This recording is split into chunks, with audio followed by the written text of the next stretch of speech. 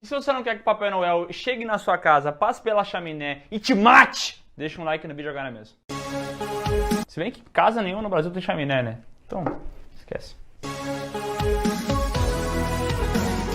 Mas enfim, o Snyder Cut, não parece um pouco que foi ele que começou esse fenômeno de fã mudar os filmes? Porque assim, eu não via muito isso antes do release do Snyder Cut. Pode ser, mas será que não começou mesmo? Talvez não, tá? Aí eu não sei porque eu não era um ávido fã, mas na época ali de Lost... Porque no Lost tinha muito esse negócio, né? Começou o pessoal a falar muito sobre o filme, sobre a série na internet, aí tinha os tópicos do Reddit, o pessoal se juntava pra discutir sobre, aí tinha opiniões. Será que não começou ali a parada, Léo? Tu que viveu essa época? Cara, pra mim Lost é total, assim, foi a série que mudou a parada de fandom pra sempre, sabe? Até Lost, vai lembrar que Lost estreou em 2004? 2004, isso aí.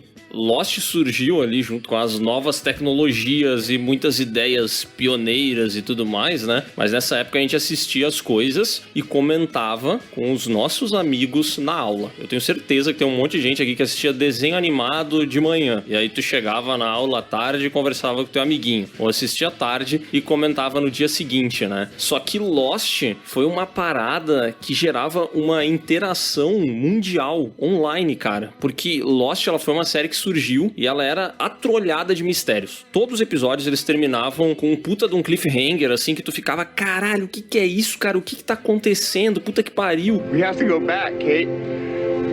We have to go back! Eu não entendi esse final. Quer dizer, não entendi foi nada. E a galera, nessa época, já começou a usar fóruns da internet e Lost ficou muito popular. Nessa época, até onde eu sei, tá? Os primeiros podcasts que eu conheço surgiram na época de Lost, que eram podcasts pra falar sobre Lost. E, cara, Lost foi impressionante, assim, porque até onde eu sei foi a primeira série que conseguiu, de fato, unir pessoas online pra conversar sobre uma produção cultural pra TV, pra cinema e tal, tá ligado? Mudou muito, velho. Mudou muito. Não, eu acho que o Lost, ele começou com uma boa intenção, assim, tipo, beleza, a galera criou comunidades diferentes pra debater sobre os mistérios da série, que realmente eram vários, né?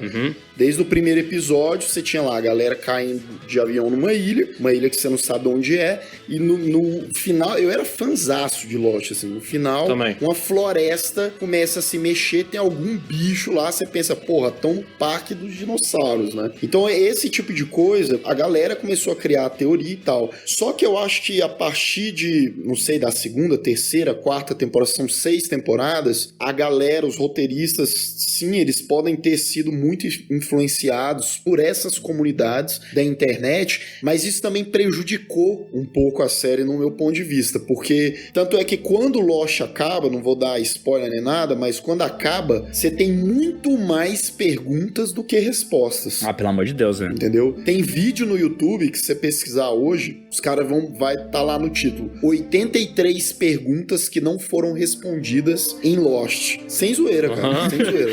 Especificamente 83. Então, assim, é uma parada que, porra, beleza, uma coisinha ou outra não fica tão bem explicada, mas aí eu acho massa, Lost, porque o desenvolvimento ali de te prender e tal, e me lembra muito uma série atual, que é a tal da Arquivo 81 da Netflix. Não sei se vocês viram. Ouvi falar, tô ligado o que quer, mas não assisti. Nossa, Não eu vi. assisti. Cara, eu terminei ela recentemente. É boa. É legal, ela tem essa parada investigativa e tal, mas eu acho que ela tem um pouco desses pontos negativos de Lost, que é o quê? Porra, acaba a temporada, você tem muito mais pergunta do que resposta e resolução meia boca, entendeu? Pelo menos pra mim. No último episódio foi isso. Mas deixa uma ponta, né? Não, deixa uma ponta, ok, pra segunda temporada, mas quanto mais você pensa na série, mais você vai vendo ali ponta que, pô, eles até responderam, mas foi uma coisinha meio assim, e aí vem do lance que a gente tá conversando, que é, eles colocam coisas que atraem o fã. Eu não vou falar aqui porque senão é spoiler, mas, por exemplo, tem coisa que me lembrou demais Stranger Things, nessa Arquivo 81. Eu preferiria que não houvesse, porque Stranger Things já é Stranger Things, Dark já é Dark. Mas sei, talvez eu possa estar sendo chato. Ah, mas a Netflix tem esse lance, né? Até no Round 6 lá tem vários momentos, tipo assim, de referências estéticas, até visuais, que tu olha e tu fala, caraca, mas isso aqui me lembra outra coisa, né? Lembra, sim. A roupa vermelha lembra muito o La Casa de Papel. Tem outras paradas, assim, visuais, que eu acho que eles fazem de propósito pra depois tu ficar comentando, sabe? Olha, aquilo ali parece tal coisa. Será que é referência? Parece tal coisa. Mas também chama o público, né? Sim. Porque o público já tem uma identificação com esse visual meio, sei lá, Stranger Things ou outra série Dark, por exemplo. E aí ele acaba indo pra o que ele reconhece já, sabe? É um lugar comum, É né? uma estratégia ali, sabe? Sabe que falando de Lost ainda, na época que começou Lost, tiveram esses podcasts, começaram a dar certo, teve os fóruns, e Lost começou a fazer produtos oficiais baseados nisso, né? Então Lost tinha o seu podcast oficial. Aí Lost começou a ter os games que tinham coisas complementares à série. Era tudo oficial, tudo de certa maneira contava a mesma história, virou uma obra multimídia, né? E ela pegava tudo que os fãs falavam, como o Lucas disse, né? E acabava sendo uma construção quase que conjunta, sabe? Porque o que acontece? Ela percebeu, pô, essa galera tá ávida por conteúdo, né? Eles estão assistindo a série e eles ainda têm tempo pra ficar gravando podcast, fazendo teoria, perguntando coisa, tarará, tarará, tarará. E eles começaram a produzir muitas coisas oficiais de Lost em paralelo. E pra mim tem um momento específico de Lost que marca a entrada dos fãs de uma maneira mais forte dentro da série, que foi quando surgiram dois personagens que eram o Paulo e a Nikki. O Paulo, pra quem não lembra, era o personagem do Rodrigo Santoro, tá? Esses dois personagens surgiram e eles eram uma bosta. Esses personagens eram ruins, eles não agradaram, entendeu? O Rodrigo Santoro não vivia no banheiro? E a galera começou a chiar. E, cara, foi muito rápido. Os dois personagens morreram e de maneira muito abrupta, entendeu? O Paulo morreu no banheiro, né? Eu não lembro, não. É, por isso que eu tô falando do banheiro. Dentro do banheiro. Cara, eu juro que eu não lembro de como foi a morte do Paulo, assim, mas pra mim aquilo ali marcou, assim, porque... Cara, é a parada de ouvir os fãs, tá ligado? Os fãs não gostaram desses personagens, reclamavam que a série tava perdendo tempo com eles, que não levava a lugar nenhum, que eles não eram carismáticos, e os loucos morreram rapidinho, velho. E isso é muito curioso, né? Porque quando tu pensa em como é que funciona a cabeça de um criador, um cara que idealiza uma obra e tal, tipo assim, antigamente o que acontecia? O cara é criativo pra caralho, então ele fica recluso ali na casa dele, escreve o roteiro, reúne com a produtora, mais o diretor, os caras se juntam, fazem um filme dele e lança, e eventualmente, depois do lançamento, tu vai começar a ouvir um burburinho de crítica, de comentário de quem gostou do filme, de quem não gostou. Tipo, antigamente não tinha esse canal de comunicação direta entre fã e criador, entendeu? Então, tipo, o criador, ele não ia ser influenciado pelo que o fã tá querendo, pelo que o fã tá pedindo, né? Ele não tinha como nem saber o que o fã queria. Então, assim, na minha concepção, enquanto produto criativo, ele consegue ir muito mais longe, porque ele não depende de uma aprovação, sabe?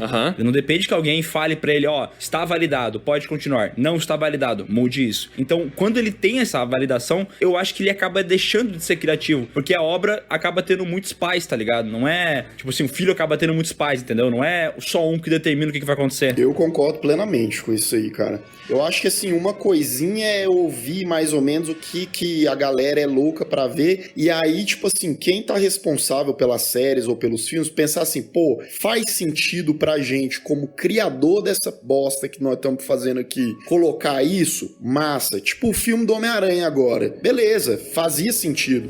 Imagine você se fosse 3 Tom Holland lá, né? Tipo, o caos que não ia ser, a guerra que não ia ser. Então, assim, beleza, os fãs queriam o Tobey Maguire, queriam o Andrew Garfield, ok. Mas óbvio que os produtores sabiam que ia dar merda se eles ficassem ali na zona de conforto. Agora, porra, se você pega ali e faz 50% da sua história baseada em opiniões que estão na internet, no que os fãs querem pra você agradar, é igual o Miguel falou, fica filho de um monte, o verdadeiro filho da puta, né? Ele não sabe quem é o pai, né? São centenas de pais, são milhares de pais. Então é realmente complicado. Ô, Mati, tu acha que, tipo assim, o Homem-Aranha, ele é um produto, obviamente, influenciado pelos fãs, mas tu diria que ele aconteceu do jeito que ele aconteceu, os 3 Homem-Aranha, isso foi algo que eles já queriam fazer, ou o fã que determinou que o filme ia ser assim? Eu tenho certeza que eles não queriam fazer, porque assim, tem entrevista de roteirista, né, dos roteiristas da história, dizendo que eles tinham ideias, por exemplo, de introduzir o Kraven na história, que inicialmente o multiverso multiverso não era a ideia inicial, sabe? Que eles tinham como o ponto da história. Mas como tem todo esse burburinho dos fãs, acho que desde Aranhaverso começou a surgir essa ideia de tipo, pô, vamos juntar os 3 Homem-Aranha aí e vamos fazer um filme só deles. Aí começou a surgir essa ideia e eu acho que eles conseguiram ter a oportunidade perfeita pra isso. Esse foi um dos poucos filmes que eu vejo assim de, entre muitas aspas, ganância de estúdio, de enfiar vários personagens, de trazer fanservice, que eu acho que deu muito certo. Porque até as mudanças que foram trazidas pro filme, elas são positivas pro personagem em si. Muita gente não gostava do Homem-Aranha do MCU, não gostava do desenvolvimento dele, não gostava de como ele estava sendo encaminhado, e mudaram completamente o caminho dele nesse filme. Porque, de verdade, se você for comparar o Homem-Aranha Longe de Casa e o Sem Volta Pra Casa, é ridícula a diferença do personagem em si, o quanto ele evolui, o quanto ele muda. E essa mudança repentina não entra na minha cabeça de que tava planejado. Não foi planejado. Eu acredito que eles ouviram os fãs e ao mesmo tempo rolou alguma coisa lá dentro quando eles tiveram que refazer o acordo entre a Marvel e a Sony, porque vocês lembram daquela época que o acordo tinha acabado e eles não quiseram renovar. Sim. Mas aí rolou, o Tom Holland chorou bêbado lá pro Bob Iger e aí o acordo foi refeito. Eu acredito que tem alguma coisa nesse acordo que trouxe essa aura do Homem-Aranha de volta pros filmes e também eles escutaram os fãs. Eu acredito de verdade que eles escutaram as críticas dos fãs, porque Homem-Aranha Sem Volta Pra Casa faz muitas referências a Longe de Casa, meio que ridicularizando o filme anterior, sabe? Tem, assim, meio que subvertendo as coisas, mostrando atitudes erradas do Peter, por exemplo. Enfim, e eu acho que foi uma coisa positiva. Caraca, agora tu falou isso, eu lembrei, né? Esse negócio de a sequência fazer uma piada com o filme anterior, né? Isso me lembra, tipo, nos Últimos Jedi, quando o Luke pega o sabre de luz, joga longe. Aí depois, na sequência, o Ascensão Skywalker, o Luke pega o sabre e fala: você deve respeitar essa arma Jedi. Nossa, essa cena é ridícula. Cara,